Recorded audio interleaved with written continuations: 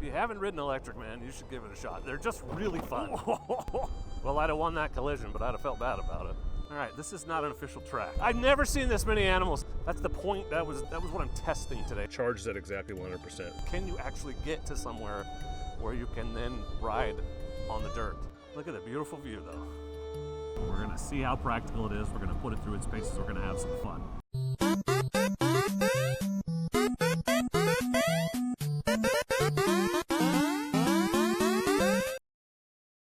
Now, I normally don't start these first ride videos until I get to the woods, but today, range and the ability to get to the woods is part of the test.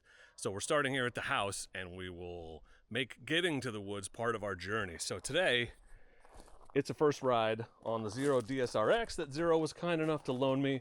And the most important thing I want to show you, well, other than this frunk, which is great because I didn't have to put my backpack on, but this is what I want you to see. Most important thing before we go, the range is at exactly 100%. Sorry, the charge is at exactly 100%. Range is 100 miles. This bike will actually go up to 110% if you have the right charger, and I do, but we're going to do a strictly start at 100% test today. We're going to ride out to my favorite riding area. We're going to try to ride some trails, but at the second this thing hits 55%, I am coming home because I don't want to have to worry about it. It's interesting to me, the divisiveness of this world that we live in. Just the instant hate comments you get anytime you post anything about an electric bike. Certain industries are just so terrified of the idea of practical electric transportation that they've really put out a lot of interesting, I'm going to say propaganda. I don't want to get too political about. Like, this bike is no threat to you in your current adventure bike. Everybody knows they're not practical yet. There's not enough range. Like that. It's not a secret. You don't need to tell me in the comments. Like, we know. That's why we aren't all riding them. Yeah, I'm in no way promoting the death of gas-powered motorcycles. I'm a motorcycle tester and reviewer.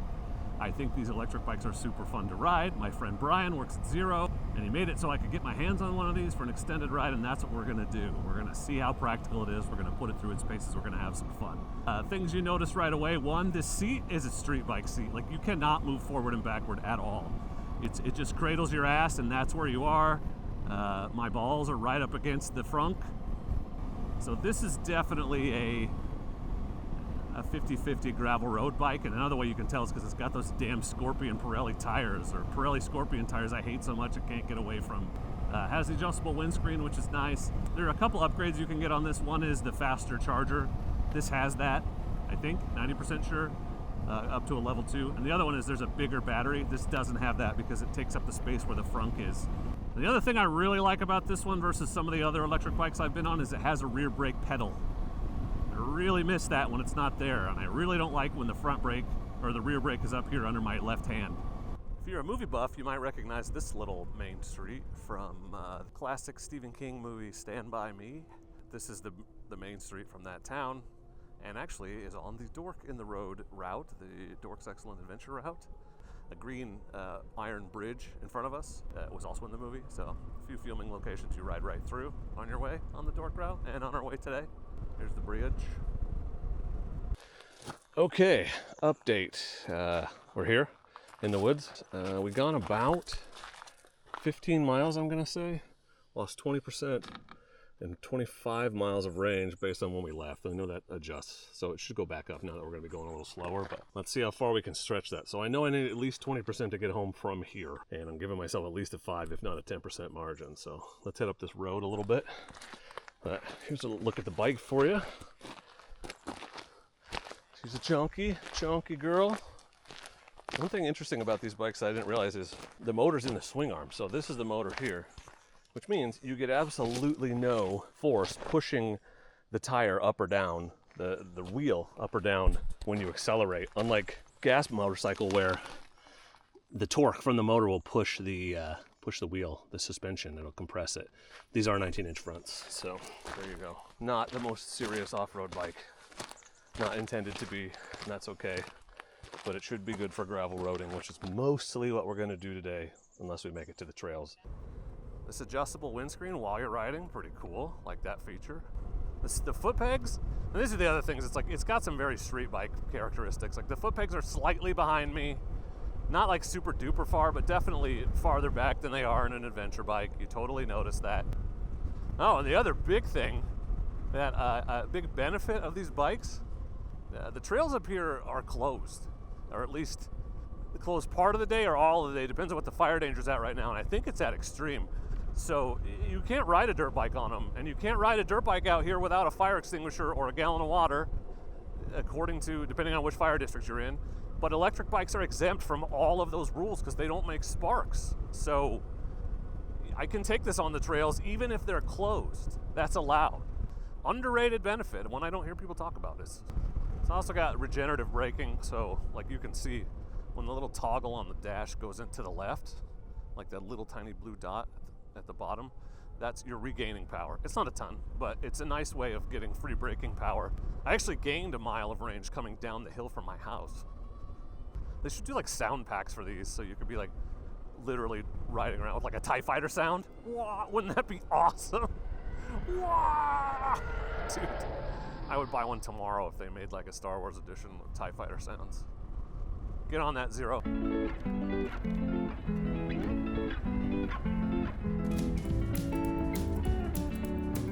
I've seen 2 cougars in the woods in my life, and the first one was right there on that road. But another disadvantage to electric is you're not making very much noise. It would be a lot easier to stumble across a bear or a cougar that didn't hear you coming. I mean, they're probably gonna hear you, but they definitely hear a motorcycle coming from really far away, and it sounds a lot scarier than the tire noise and whine of this thing. And yet another reason for the TIE fighter noise. That is terrifying. That would scare a bear completely out of the woods. God, it's just so effortless. I'm barely twisting the throttle. It's awesome. So this bike does not have a dedicated off-road mode, which is another reason why I say it's like this. It's like a CB500X. It's like a Versus 650. Not quite that bad, but it's a bike that's mostly designed to be comfortable on the road. That you can take on some gravel, but it's too heavy. It's not supposed to be like jumping stumps and stuff. But anyway, it does have off-road ABS and off-road traction control. It's just not a dedicated mode, and it's a load of button presses, which I'll show you in a minute. There's no trip odometer on this thing as far as I can tell. Almost to the good part. Oh shit, I did not see those deer. Whew, that's twice. Well, I'd have won that collision, but I'd have felt bad about it. All right, well, my cutoff point is around 60%. So we've got about 10% of battery to play with up here. We'll see how far it gets us with that. That's the point. That was what I'm testing today. Is like, can you actually get to somewhere where you can then ride on the dirt? All right, this is the dirt. We're gonna go up there, up to the top. First, let's put it in off-road mode. Let me show you how that works. So you gotta hold this down until the TC starts to flash, and then you can hit it over a few times and it switches to off-road, and then you hit the button in the middle and it'll switch the ABS to off-road too. So now we're standard power, basically middle of the road, with off-road ABS and off-road traction control. Let's see if the rear brake, yeah, you can lock it up and you can lock up the front. No, front ABS is still on. Let's see if the rear traction control even kicks in. Yeah, it did a little. Okay, so you've got a little traction control, which is good, because with these tires, I would worry about low side and cornering too aggressively, if I'm being honest. But it's not so bad that I won't be able to get up this hill in various loose traction environment. All right, up the hill we shall go. Damn, the view though, pretty good, huh? Could be worse, I'll tell you that much. Could be worse.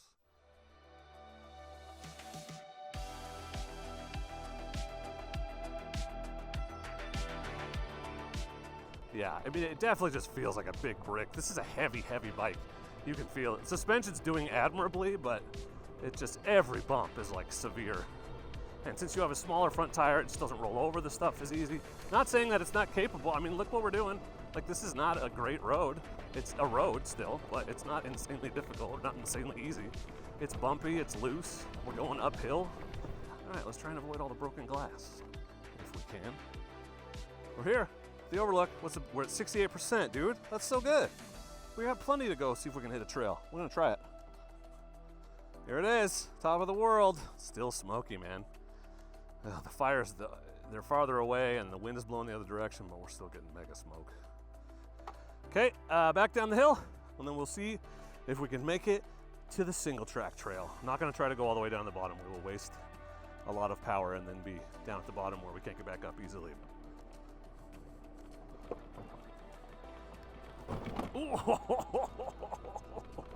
Dude, the power though. God, if you need to lift the front, and I don't advise it on this damn heavy bastard, but if you need to, it's there.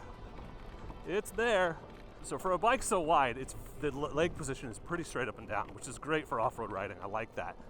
That was thoughtfully designed, I feel like, which is good. Thoughtfully designed is very thoughtful and designed, in my opinion, and experience. All right, let's go look at the alternate harder section. This is probably stupid, but if it's dry, we should be fine, right? All right, this is not an official track. This is not the road. This is some redneck carved shenanigans, which is a lot steeper, and it won't look like it on camera, but, well, we're committed now. Oh, the end doesn't look good. What is that? That's very, very steep. All right, right down the middle, right down the middle. That's not the middle. Whew. Okay, yeah, that's not what I want to do. Look at the beautiful view, though. It's better when it's not smoky, but there it is. Wonderful. This was a lot cooler before they clear cut it, but whatever. It's all here. Let's see if we can get to the trail. 68%. Very good. Okay, I'm happy with the range since we stopped. What were we? We've used about 7% of battery. Yeah, you cannot get forward on the bike. So your seating position is your seating position. If you stand, you gain some of that ability, but in terms of getting as far forward as possible to get a bunch of weight on the front tire, you can't really do it. Now, this bike's heavy as shit, so there's probably plenty of weight on the front tire, but just saying.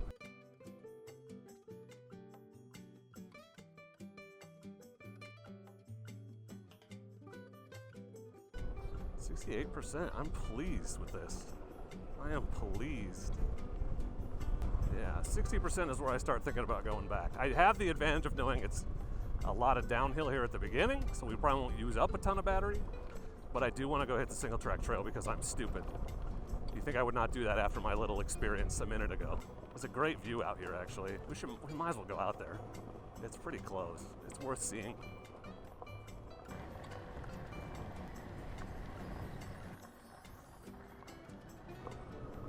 Oh, big holes.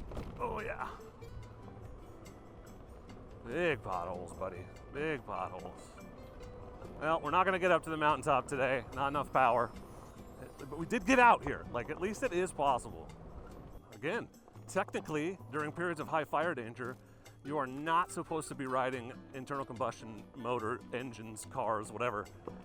They're usually attached to a vehicle on roads that are not free of vegetation. Technically, during high and extreme fire danger, you're not allowed to ride a motorcycle on this road. And yet, here we are because it's electric. There you go. This is what I was trying to show you. What a cool view, huh? It's the whole damn valley. All right, now you've seen it. We can turn around. There we go. All right, let's go find some single track. This is probably stupid. All right, here's our single track. Let's see how far we get. 65%. We've only used 10% battery the whole time I've been in the woods. That's pretty good.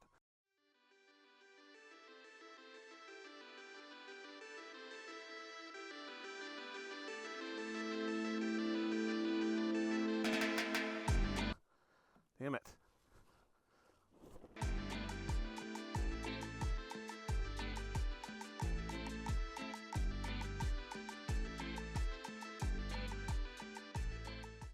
Definitely feels heavy. The hardest part's going to be this hairpin. And again, going slow, but just trying to stay on the pegs. Yeah, all right, not bad. The power sure is nice when you get in stuff like this. I would not have brought this up here if I wasn't 100% sure it was mostly dry, and it absolutely is. So, no, we're not going super mega fast. But technically single track. Go us. It's fun. Very nice, very dry, good traction. These tires are perfect on this kind of hard pack. All right, well, what's the juice at? 63%. I think we've got just enough to do that trail again and then head home. There's another log in the road. Nailed it. Yeah, clunky. You can hear that front suspension when you go over even a little bump. It's not made for going fast and hard. Tight corner, God. And you can just drag the brake. You got instant power whenever you need it. Very confidence inspiring. Yeah, honestly, it wears its weight down low pretty well. It's like 890-ish in that way, where you know it's a heavy bike, but it's pretty easy to lean. You don't really feel it tipping. And we're out. Look at that. Single tracked, baby. What's the juice at? 63, baby. Damn. We're going to get home with like a wide margin for error. All right, let's see how aggressive this front ABS is. Loose downhill. Yeah. Feeling the rear brake isn't bad, honestly. You can definitely, yeah, there's some finesse there. I can tell when it's going to lock up and not, so that's good. It's not an on-off switch. Passed the single track test. It's as easy to ride on that stuff as some of the big streetier focused adventure bikes I've ridden. Like, I mean, it's probably a little more awkward than the Transalp was, but it's in the same category. Same thing with like that 500X. What do you guys think?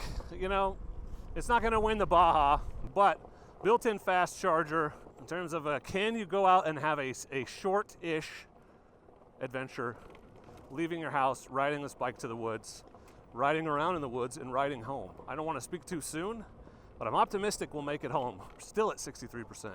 Pretty good. And we're officially turned back. So that was the farthest point from home that we'll see. Let's see if we make it back. I do like 63 miles of range. Well, we've gone 30 miles, so yeah, it's still less than 100 even if we hit that. Interesting. Been out for an hour and a half, and it'll be at least 45 minutes before I'm home. So it's a reasonable afternoon after work jaunt. And if you wanted a commuter, right? Even if your commute was like half an hour away, depending, if there's a charging station there, you could commute an hour. But 20 minutes both ways, 25 minutes, you could do this and save a buttload of money. It charges 110. You got to leave it overnight. It takes about 8 hours, or maybe a little less. It takes a while, but you could absolutely ride to work every day and never buy any gas. Is it the most practical adventure bike? No, absolutely not. But this one's a hell of a lot better than a lot of the other ones that are just like obviously made for riding around in the city. I like the DSRX. It's fun to ride. It's heavy. It's clunky. It's not super like meant to be ridden aggressively, but it will do the job on your moderate terrain. It's a blast to ride. Like, absolutely love ripping these things. They're so fast when you want them to be. Like, look at it, just screams. And like, I'm in standard mode. Like, if I was in aggressive sport mode, dude, it would just be burning the rubber off this damn thing. It's so fun to have all the torque you could want at a moment's notice, in a split second. So we're at 62% top of the hill. Let's see what the battery's at when we hit the bottom. That'll be an interesting test. Bro, I just spooked another deer that had no idea I was coming. So this is interesting. That was about 4 miles of mostly downhill. And at one point, it was a 62 when we started. It went down to 61, and then just now, almost to the bottom of the hill, went back up to 62. Essentially zero energy used, obviously, to go downhill. It's not a massive charge, but like, it is nice that it does that. It's cool to be able to like see it in action. If you haven't ridden electric, man, you should give it a shot. They're just really fun. They may not be practical, but man, are they fun.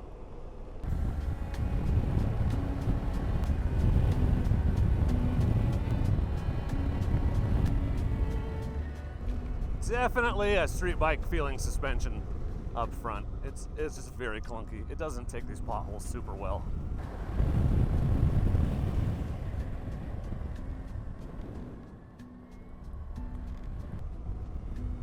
Oh, foxes! Look at that! Baby foxes! I told you, dude, if you want to see wildlife, holy shit. I've never seen fox kits before. Where's your mom, dude? God, they're so cute. Never seen that before. I come up here all the time. Absolutely never seen it. I better take it easy. Dude, who knows what else I'm gonna see? I might see that cougar again. There's a herd of elk that lives up here. Those things were freaking adorable.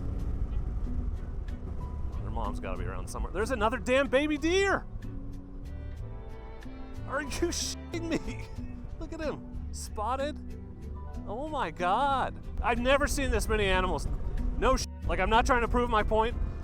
Never seen this many on one trip. And we've only been out here for an hour and a half. That was cool. You don't see that every day. But this is the end of the single lane, and we are back onto the 2-lane, the actual pavement. So status check. That was almost exactly 10 miles from the top, where we were at 62%. Now we're at 59%. Not bad. Okay, I just want to show you something. This may legitimately be the fastest motorcycle I've ever ridden, so this is in standard mode for the record. 60! Holy shit! That's standard mode! You put it in sport, it's a damn rocket ship! Faster than any adventure bike I've ever had. Here, let's do it uphill. Let's do it uphill. We'll start right here and go uphill. 2 miles an hour. Go. 60. Standard mode. Okay, let's try sport mode.